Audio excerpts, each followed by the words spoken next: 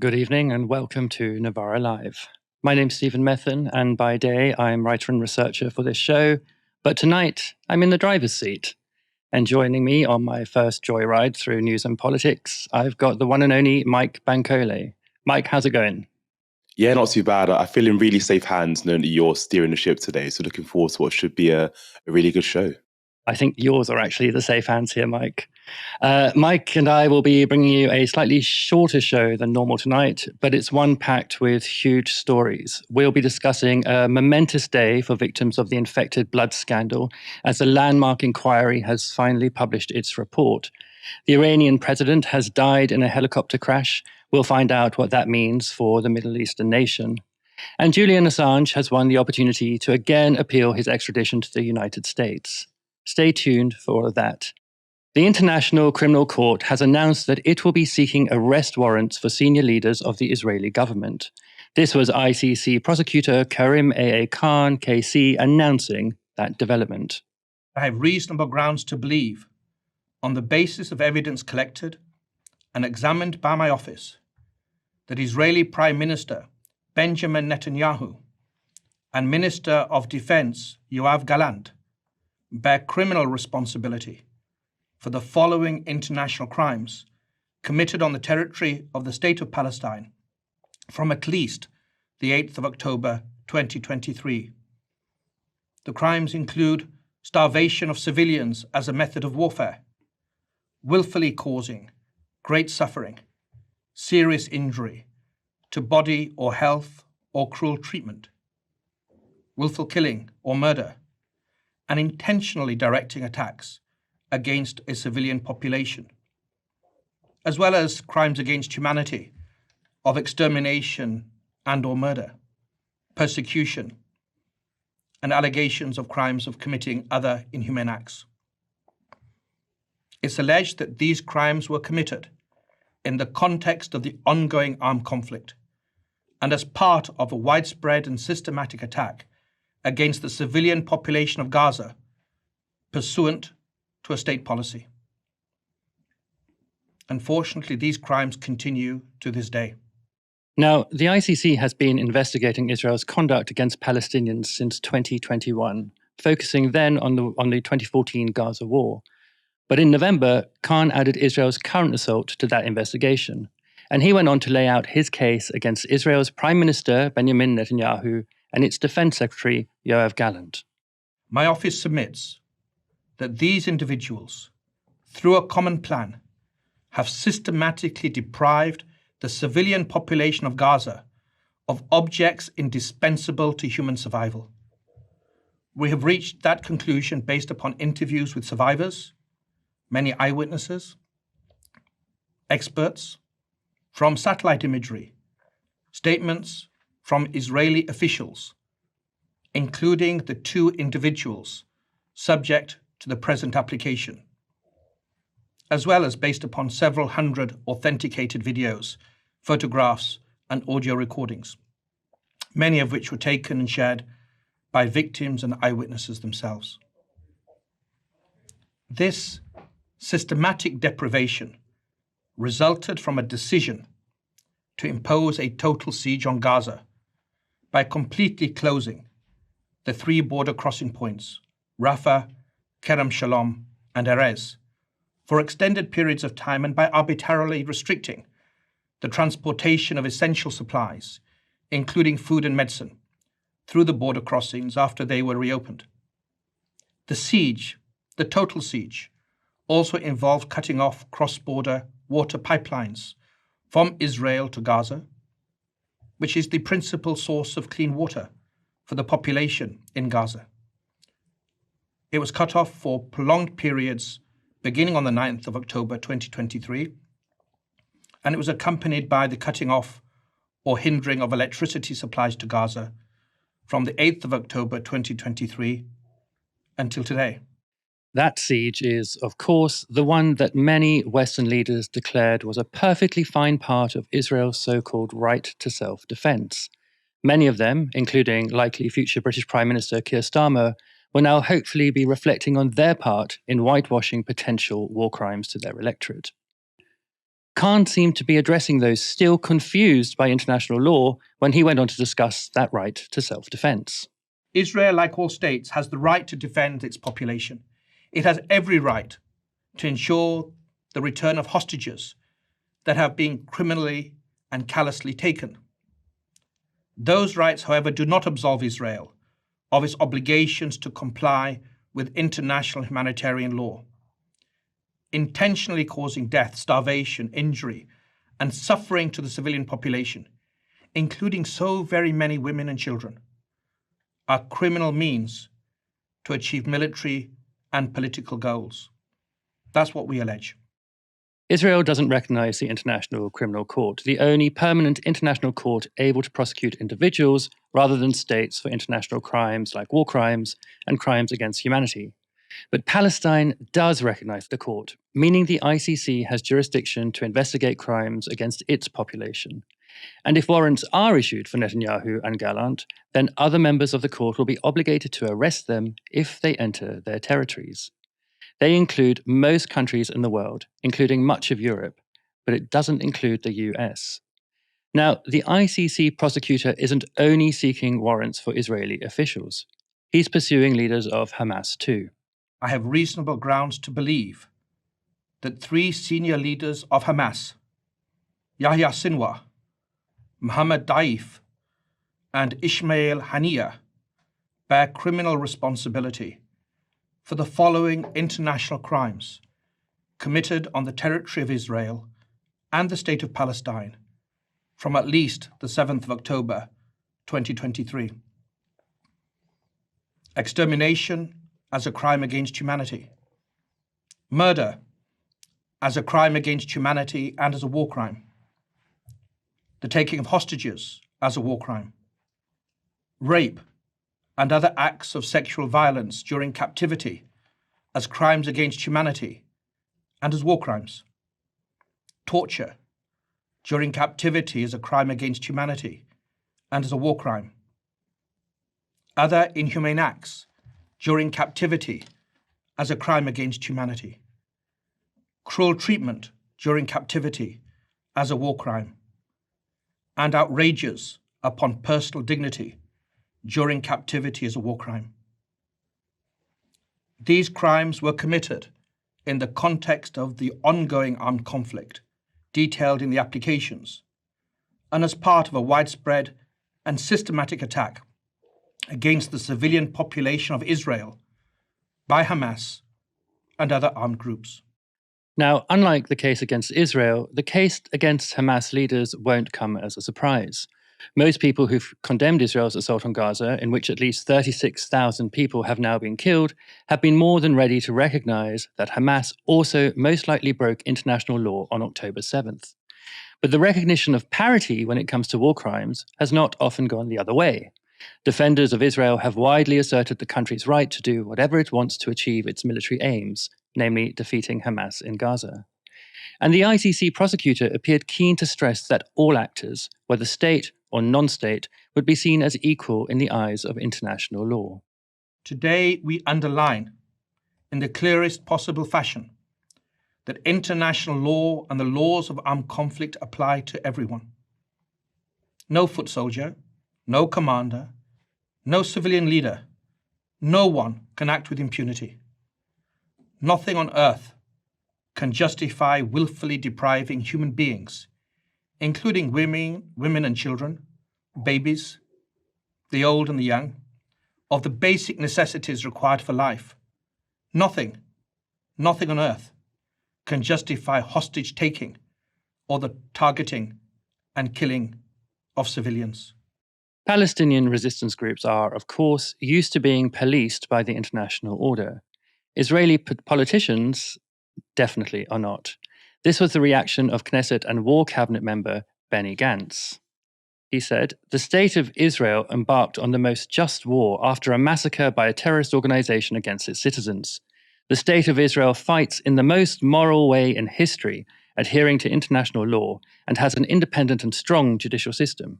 Placing the leaders of a country that went into battle to protect its citizens in the same line with bloodthirsty terrorists is a moral blindness and a violation of its duty and ability to protect its citizens. accepting the position of the prosecutor would be a historical crime that will not be denied. Israeli Finance Minister Bezalel Smotrich called the ICC an anti-Semitic court and compared their statement to Nazi propaganda. He even went as far as to say that the court should come to an end and that any arrest warrant for Netanyahu and Gallant would amount to an arrest warrant of all Israelis.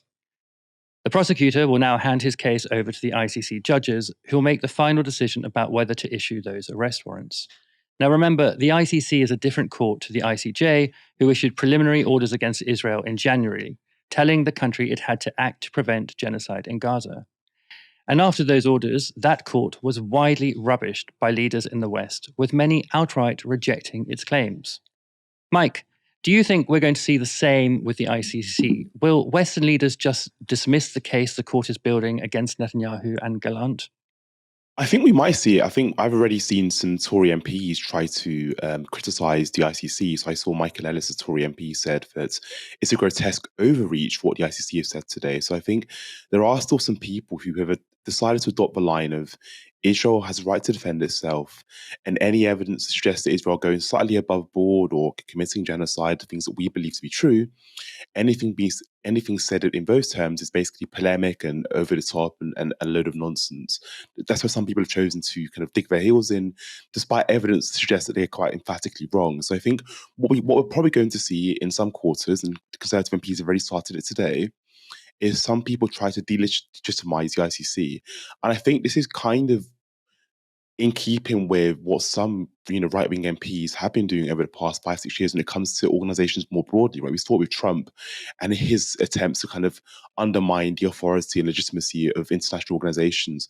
I think someone who writes essentially when these international organizations say things that maybe go against their beliefs or go against their views on things, the initial attempt is to, rather than look at the evidence being presented to them, their kind of knee-jerk responses, well, actually, this institution's illegitimate. This institution, I've seen the ICC described as a neo-Nazi institution, which is an absolutely baffling way of understanding what's been said today. Again, given the evidence and given how thorough everything has been up until this stage. So I think we'll see two things, right? So that's the first thing I think we'll see. But I do think we'll see some people begin to shift slightly in the tone in which they're speaking about Israel. So we've seen Labour at the moment shift slightly, maybe slightly more criticism of Israel, or slightly more like we need to do more talk. So we might see more of that, but I do still think we're going to see lots of this, Israel has the right to defend itself and all of this is nonsense. We need to delegitimize these institutions that are trying to undermine Israel. Because I think what the UK have done essentially is, throughout this, despite the growing numbers of deaths and the growing numbers of injuries, the UK have shown unwavering support. So the British government has shown unwavering support for Israel, and I think they're prepared to do so despite any evidence presented to them. So I think we are in a position now where the ICC have done some very thorough work on this, and this isn't work that's been done by some kind of left-wing organisation or anything. This is far work done by an independent organisation, and yet we're still seeing this talk of it being a grotesque overreach. So I think we're going to see that delegitimization in full action by Conservative MPs and some world leaders too. Yeah, I think the live action undermining of the tools of the international rule-based order by the very people who've upheld the international rule-based order as a system of rules to police everybody else has been literally breathtaking. But let's say those warrants are issued, Mike. Do you see Western countries like the UK or Germany actually arresting Netanyahu or Gallant if they turn up in their territory? I don't think so. Is my honest answer. Like I said, I think the UK have shown this unwavering support for Israel, and I don't see that changing at any stage. Really, I don't think that the UK. I think the UK more than anything probably can't pivot from their position of Israel having the right to defend itself, because they've dug their heels in despite growing deaths, despite the horrors we've seen, and the horrors I'm sure they would have seen themselves. Right? They've dug their heels in and said, "Well, actually, no, this is all justified. This is all for the hostages, this needs to happen." So I don't think they're all of a sudden going to be like, well, actually, maybe we should hand them over. I think the UK have chosen their bed and are going to kind of lie in this bed that they've made for themselves. And that's the unfortunate truth. That's unfortunately how I see it. But I think the UK are going to, adopt the wrong and strong approach on this issue. There's also been big news about Iran this weekend. Iran's President Ebrahim Raisi, as well as the country's Foreign Minister Hossein Amir Abdollahian, were killed in a helicopter crash on Iran's border with Azerbaijan. Footage of the wreckage of the crash shows the kinds of conditions that the two leaders were traveling in. Heavy mist was reported in the mountains of northwestern Iran when the crash happened. 6 other passengers and crew were also killed. The president's helicopter was traveling in a convoy with a further 2 when the crash occurred, though neither of them was harmed. It's also being reported by Turkish officials that the helicopter issued no emergency beacon. Turkey's Minister for Transport said this. We think most likely the signal system was turned off or that the helicopter did not have that signal system because we would definitely see those signals, but they didn't show this time. Iran's supreme leader, Ayatollah Ali Khamenei, has declared 5 days of national mourning, and Iranian Vice President Mohammad Mokhber will fill in as interim president until elections can be held in 50 days, as the country tries to contain the impact of a sudden political vacuum. Now, following his death, some suspicions of possible Israeli involvement emerged. After all, it was Raisi who orchestrated last month's unprecedented retaliatory missile attack on Israel.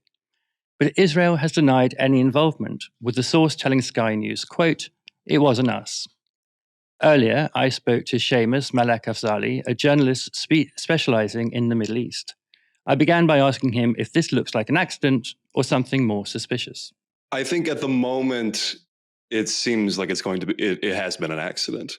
There's some speculation in the Iranian media that I've seen, very few and far between examples that this may have been something to do with Azerbaijan and their relationship with Israel. But really, every indication that I have seen indicates that this was a helicopter that took off in unsafe weather conditions with heavy fog. The fog got exponentially worse when they were up in the air. And like, what happened with Kobe Bryant, what happened with the president of Poland so many years ago, visibility became very poor and the pilot crashed to a mountainside. It's an extraordinarily unfortunate accident considering the fact that not only the president of Iran was on there, but also the foreign minister. But at the moment, it seems that, yes, it's just an accident. Now, the mood of coverage can obviously change in the days ahead, but I really don't see any sort of serious consideration that it could be anything else. Now, Raisi was known as a pretty hardline leader in the Islamic Republic. What impact do you think his sudden death is going to have on the balance of power domestically in Iran and also outside of Iran? Domestically, I don't think many policies will change. Raisi was known as kind of an outlier within the Iranian presidential system because unlike other presidents of the past in the post-Khomeini era, he really did not have a lot of friction between the supreme leader. Their agendas did not have a lot of daylight between them. In that respect, nothing will change. Khamenei has said, a lot of things to this effect since Raisi disappeared and then was announced as dead, that this would not interrupt the work of the state. Domestically, what is, I think, on my mind, and I think is on the mind of many other people, is how this will affect the succession after Khamenei, and then what comes after that with, I don't want to say struggle, because that implies there's more of a crisis within the government's ranks than there might actually be. But Raisi was seen by many people as the person who was being groomed to be the successor for the supreme leader. They cleared the field for him in the last presidential election. They disqualified virtually all serious opposition, sailed to an easy victory, but one that was with a historically low turnout. When Khamenei was elected as supreme leader by the Assembly of Experts, they did so because Khamenei, as the then president, was known to the people, in addition to being, a man of knowledge of faith. Raisi, if he was president, if he had been chief justice before, and he had also been someone who had the trappings of an Islamic scholar, that would be the obvious choice. With Raisi gone, dead, that makes the issue of succession very foggy, very difficult. And Khamenei is, not a spring chicken. He's 85 years old.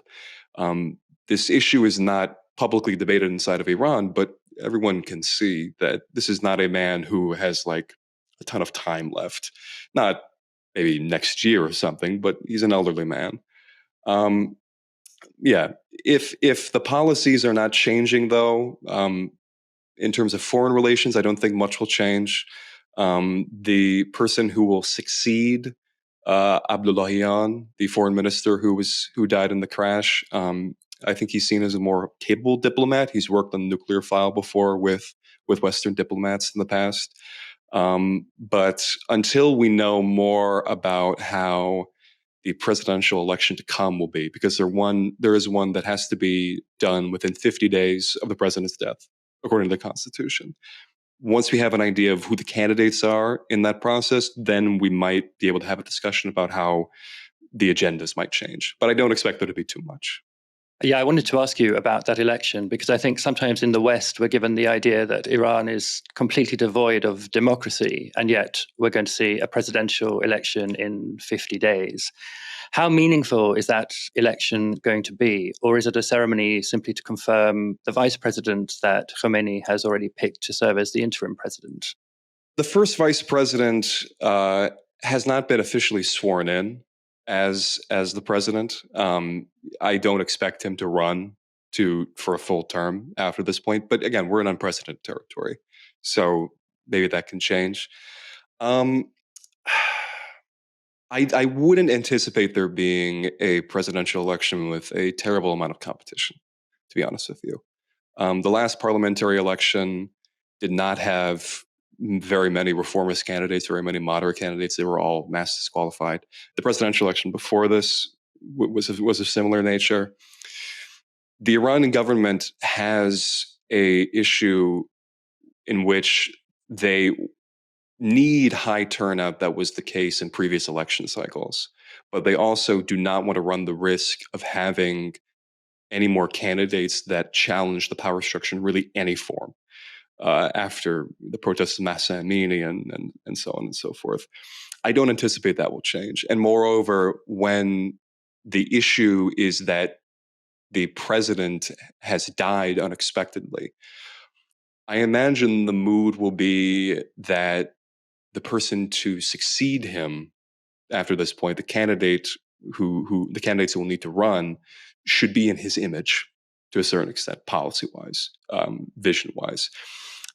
I really don't expect the reformists to be, at least a prominent one, to be allowed to participate in that process. Not at this time. And just in terms of the impact of this election on international relations, Iran's relation with the US, Iran's relation with Israel, Iran's relation with other actors like Russia, do you think this will have any impact, or will it be business as usual? I won't say business as usual. Again, it will matter who the next president will be. But again, I don't think whoever is to succeed him, whoever is to operate in the interim, will divert from the path that Raisi set forth. That path being largely what Khamenei wants the government to do. No, I don't see really any shift in that regard. But perhaps if the tone of the media coverage changes, if there does become discussion of potential American involvement, Israeli involvement, theories to that effect, perhaps there'll be more tension. But I just saw this morning the NATO spokesperson sending their condolences for the death of Raisi. Various EU officials, Western officials. I don't think there's really any interest, at least at this point, to inflame things or again divert from what's existed before. It is the biggest treatment disaster in the history of the NHS. That's the finding of the report published today into the infected blood scandal, and its conclusions are damning. Over a period of 21 years, between 1970 and 1991, 30,000 people were infected with HIV and hepatitis through blood transfusions. One of the purposes of the infected blood inquiry has been to establish how that kind of disaster could have happened. Announcing its findings at Westminster Hall, the chair of the inquiry, Brian Langstaff, said this. Tragically, the infections happened because those in authority, doctors, the blood services, and successive governments, did not put patient safety first. They lost sight of what was known about the risks of viral infections from blood. Doctor knows best was such a strong belief that health departments did not issue guidance to curb the unsafe use of blood and blood products. Decision-making on measures that could make blood and blood products safer was put off, then dragged out unnecessarily, and failed to reach clear and decisive conclusions. And patients were simply not given the information they needed to make fully informed decisions about their own treatments. Langstaff went on to outline the impact of the scandal. Hepatitis C tests concerned, obviously, hepatitis. Almost everyone who had a severe bleeding disorder, had hepatitis 2 as a result. But 1,250 people with bleeding disorders were also infected with HIV. Nearly 1/3 of those infected with HIV were children. 3/4 of those who have HIV have died. Now, these are figures. They're numbers, they're percentages. They're difficult to relate to. But look around you. The number of you who are filling this great hall today is roughly the same as the number of people who had bleeding disorders who were infected with HIV. Picture that. And now picture only a quarter of you being here. One of the inquiry's most appalling findings was that victims of the blood transfusion scandal were repeatedly lied to. Government after government told them that they'd had the best available treatments, that the infections were inadvertent, and that screening for bloodborne infections couldn't have been introduced earlier. All of these, Langstaff said, were untrue. His inquiry also investigated the reaction of various governments to the unfolding scandal. Here's what Langstaff found. It was not until 2003 that limited financial support was announced for people infected with hepatitis C through NHS treatment with blood and blood products. Prior to then, the line taken by successive governments was that no financial support whatsoever should be provided. On each occasion in the 1990s, when a minister, having heard the pleas for help from people infected and affected, expressed an interest in changing that line, they were persuaded against it by civil servants. 1 minute could have come from "Yes, Minister." It is quite clear that he, that is, the minister, is trying to change the line little by little. He's had plenty of briefing, written and oral, on the subject, but his sympathy for those concerned is clearly uppermost in his mind.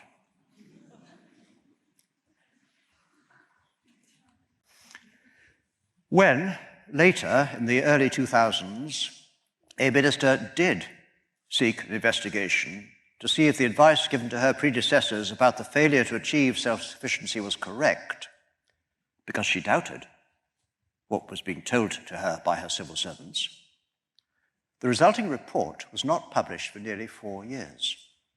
By then, it had been substantially changed from the initial draft, which had, as the minister had asked, set out a factual account of what available documents had said.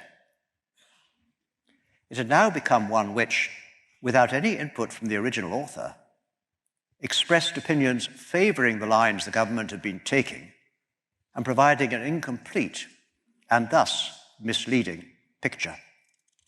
The report, as then published, the so-called self-sufficiency chronology, was an insult to campaigners who had, despite the challenges of ill health and grief, determinedly pieced together a much fuller understanding of what had happened than the Department of Health. Campaigners for justice have fought a hard battle to get to this point. And while some 30,000 people were initially infected, it's important to remember that the bloodborne diseases hepatitis C and HIV were all transmittable. That's meant that victims have had to live with the pain of watching loved ones suffer infections that they inadvertently passed on to them. Stephen Smith was the recipient of an infected blood transfusion. He told the BBC his story. One of those things that I found out is that you can pass Hep C on if you have sexual intercourse. And my wife died of liver cancer, and Hep C is what attacks your liver. It makes you more prone to cancer, which they tested me for as well, because they wasn't too sure if I had that or not. I am convinced I have killed my wife. They say it's a small percentage, but the more people I speak to now who have got HIV and Hep C, many have passed it on. So I don't think the percentage is as small as what they're actually saying. I am now convinced that I have killed my late wife Yvonne, who passed away in 2012. So even in 2012, I still didn't know. It took me until 2021. So we're talking nearly 10 years after the event of my wife passing away, which that in itself was devastating. Then to find out, oh, was it me that possibly killed her? I believe I have killed her. So now I've got to live with that as well, on top of everything else. It's horrendous. Besides health consequences, there were pretty dramatic social and economic consequences for victims of the scandal too. Campaigner Jason Evans' father was infected with HIV by a blood transfusion, and Evans posted this clipping from a local newspaper where a baker explains why he'd fired Evans's mother. The clipping reads this: "But Mr. Vern Shelton, owner of the bakery and cake shop in Church Street, defended his decision, saying there was always the chance that Mrs. Evans could become infected with AIDS in the future. I know at the moment the disease is dormant in her husband, but he could contract it at any time and pass it on to her. He said his staff were understandably worried about the situation and the possibility that the disease could be spread by blood if Mrs. Evans accidentally cut herself while washing up. We have food around, and I feel this is the wrong sort of place for Mrs. Evans to work. It could have been a real hazard." At a press conference earlier today, campaigners shared their reactions to the scandal. We've been gaslit for generations. This report today brings an end to that, and it looks to the future as well, and says that this cannot continue, this ethos of denial and cover-up, and that the duty of care for candour has to be reviewed going forward, so this can never happen again. And people have lost decades of their life campaigning, and that has added to the trauma. Not only are you dealing with infection, dying, loss of family, loss of years and years of that have been wasted on this campaigning. It should never have happened. It should have been dealt with straight away. And as I sit here as one of 27,000 blood transfusion victims, that's what echoes in my head. Behind every one of those 27,000 is a family. Olympic medalist Sharon Davies is the daughter of one of the victims. She told Sky News this about the impact of the scandal on her mother. I would say her story was probably one of the most common, stories. I mean, obviously, the young people that were given HIV, the haemophiliacs, that died very quickly. And in fact, whole families were wiped out. This is absolutely catastrophic. And people are astonished when you talk about the figures. We're talking about up to 30,000 people affected, 3,000 people already prematurely died from this, and 2 people dying a week. As I said, because my mum was quite a quiet and reserved kind of person, she just kind of got on with it. And I think she knew it was a ticking time bomb. I mean, eventually, with hepatitis C, you get liver cirrhosis and liver cancer, and that's exactly what caught her. And I think what was very heartbreaking was that basically the NHS almost washed their hands of her at the end. And she used her life savings, and we went up to Harley Street together, and she had a diagnosis by a specialist, and they said, had she come 6 months earlier, they would have removed the affected part of her liver, which regenerates reasonably well, and she would have sort of had a few more years. But as it was, there was nothing they could do for her. They offered her a drug which would make her very, very poorly, maybe prolong her life, maybe not. And so as a family, we talked her out of that so that she could have her independence and her privacy and her dignity to the end. And we just made sure we were all there when she died. But what's the injustice is that she would still be here, and so would, so many of those 3,000 people that have prematurely died. So it's the disgrace of the cover-up almost worse than what's actually happened, to these people. I was lucky. I had my mum into her 70s. So many people lost their parents, incredibly young, and grew up without some cases, without their mum and dads. And this is horrendous. For anyone who knows the premature loss of a parent or a loved one, the pain is just indescribable. And it seems as though no apology could ever make that better. And yet, Prime Minister Rishi Sunak has given an apology in the Commons today.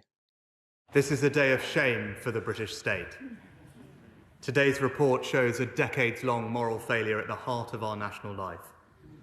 From the National Health Service to the civil service, to ministers in successive governments, at every level, the people and institutions in which we place our trust failed in the most harrowing and devastating way. Mr. Speaker, layer upon layer of hurt endured across decades.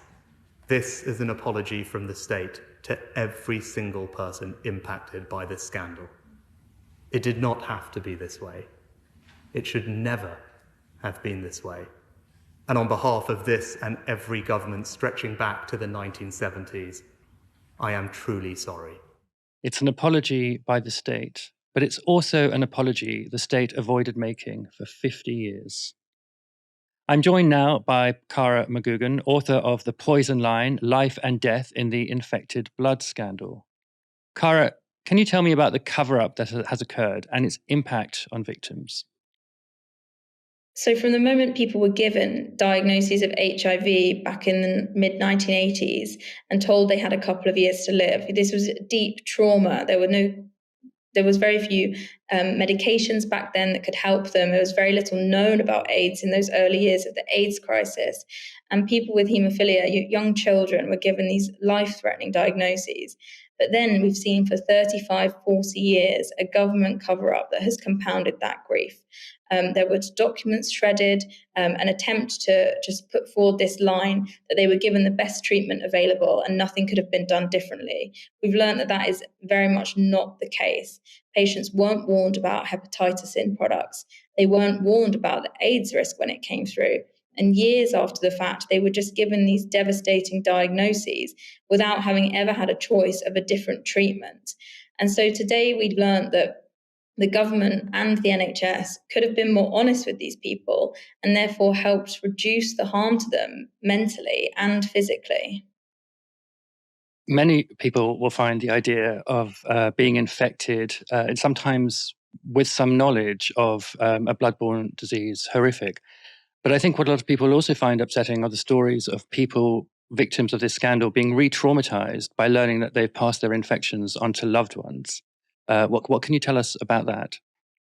Yeah, so in the early years of the AIDS crisis, very little was known. And so the advice given to people who had partners was scant. You know, often they were told to wear gloves, but you're not going to wear gloves with your partner.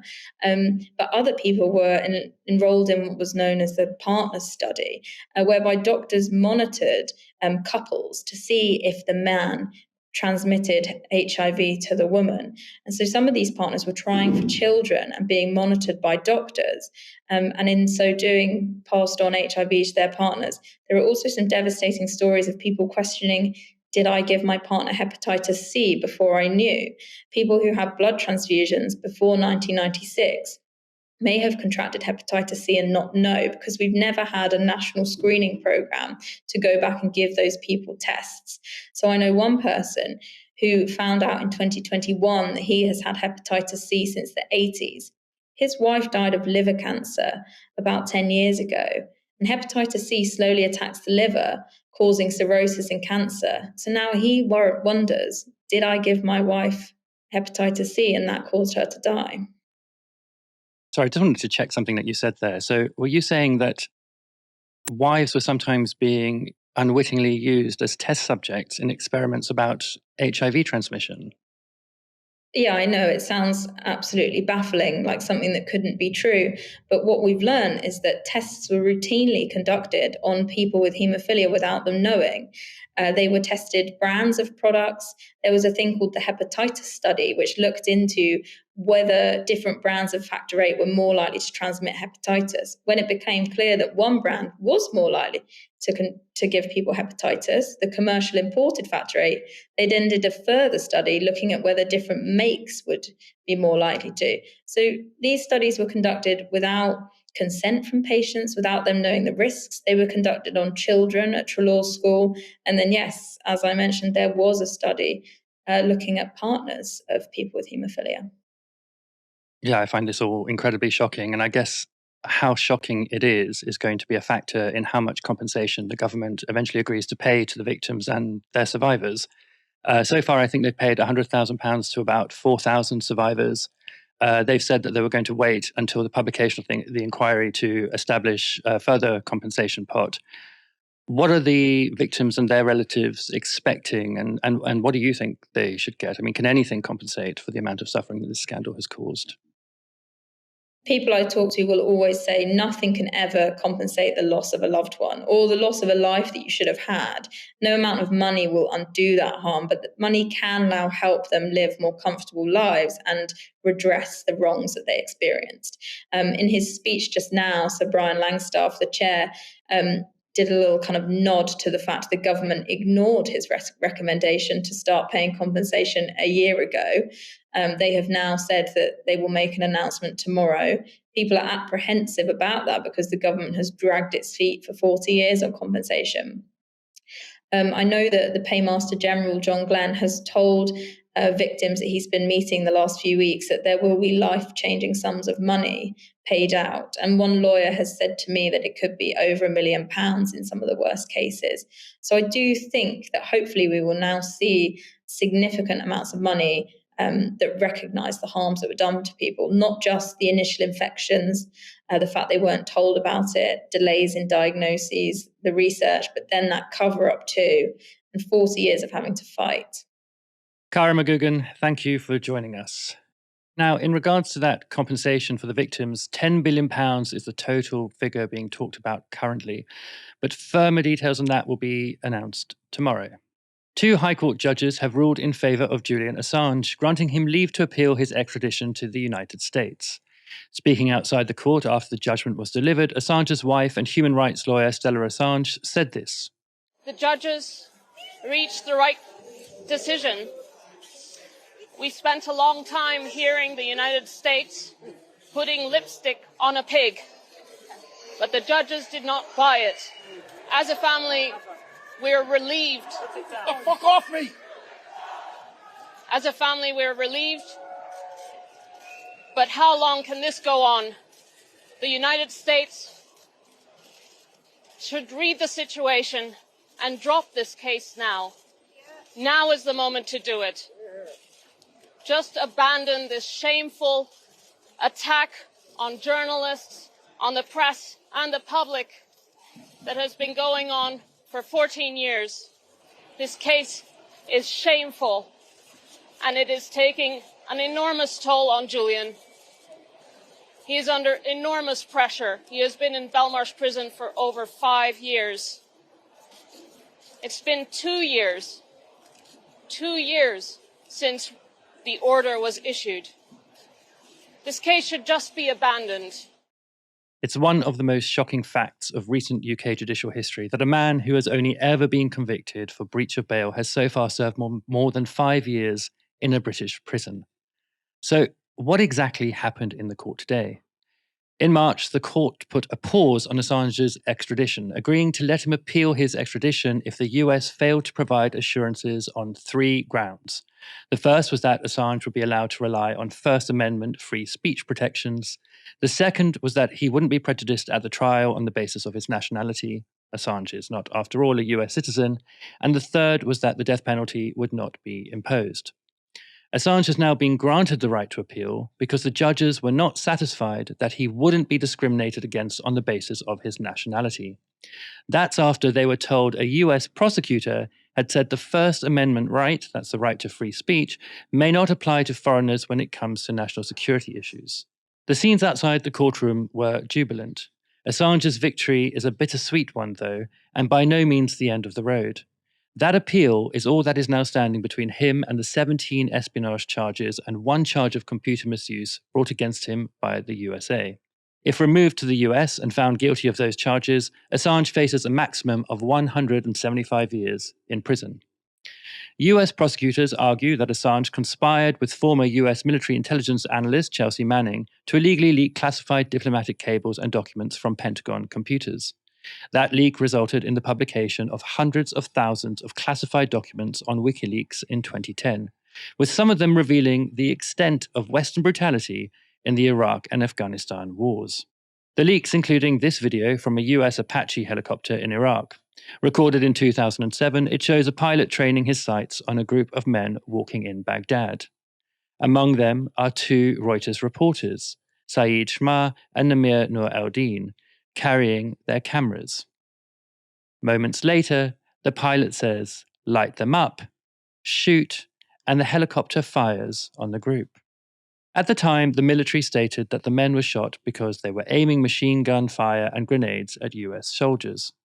Not only was that an outright lie, but the footage reveals even more disturbing details on the part of US troops.